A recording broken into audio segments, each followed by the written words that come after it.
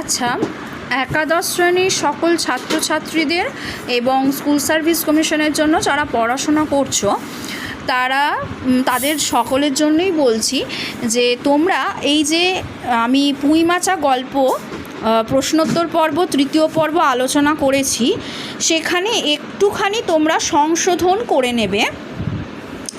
দেখো যে স্লাইডটায় আমি পড়িয়েছি যে বেড়ার ধারে মেদি ফুলের গুচ্ছগুলোর রং কী ছিল। বেড়ার ধারে 13 নম্বর প্রশ্ন প্রত্যেকে দেখবে।